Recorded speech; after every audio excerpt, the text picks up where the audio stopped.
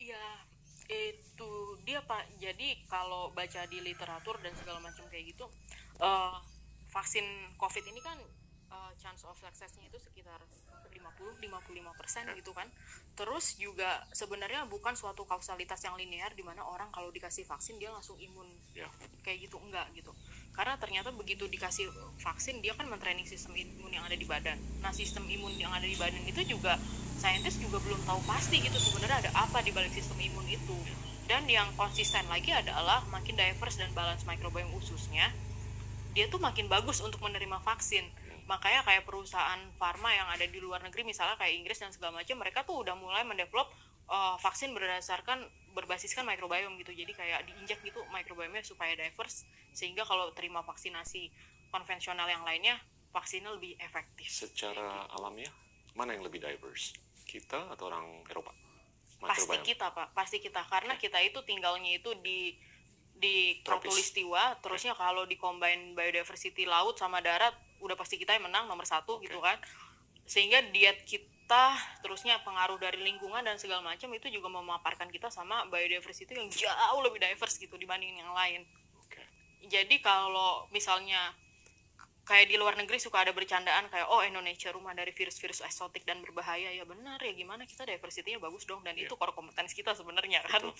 Betul. Kayak gitu. Betul. Itu jadi apa ya, ini tuh sebenarnya sesuatu yang kita tuh punya unfair advantage, itu yang kita lihat. Iya. Ini kalau saya pelajari ya, ini kan kita tuh kapasitas mengvaksinasi paling berapa sih, 300 sampai 400 ribu orang per hari kan. Ya syukur-syukur bisa sejuta, tapi ini yang realistis aja lah. Kalau sehari 300-an ribu, sebulan tuh kan 9 jutaan, setahun paling 100-an juta. Kalau populasi 270 juta, Masing-masing harus diulang 3 3 kali. tahunan kan. Iya, Iya kan, iya, jadi masih lama loh nih. iya, masih lama. Nah itu apa yang kita bisa lakukan untuk mengakselerasi dengan kesuksesan atau success factor yang bisa dipertanggungjawabkan. Jangan sampai ntar udah disuntik 3 bulan lagi sakit lagi. Itu sebenarnya kalau sekarang lumayan inevitable Pak, karena kayak vaksin yang di develop Ya masih sekarang kan. black box ya. Iya, Hmm. benar-benar, dan efektivitasnya juga hasil ujinya masih di angka kayak ya 50, 55 gitu. Jadi saya ngelihat ini juga sebenarnya suatu momentum di mana pemerintah itu melakukan intervensi supaya apa ya, mengajarkan ke masyarakat untuk melakukan hal-hal yang lebih basic untuk Ya. mengenhance immunity-nya. Oke. Dimulai Contoh. dengan hal-hal simpel, misalnya Oke. kayak kalau kita bisa kasih tahu diversity matters, kita bisa arahkan mereka untuk makanlah gado-gado, kan itu nggak mahal kan Ya. sebenarnya kan, sekaligus itu kan juga mempromot produk lokal juga. Ya.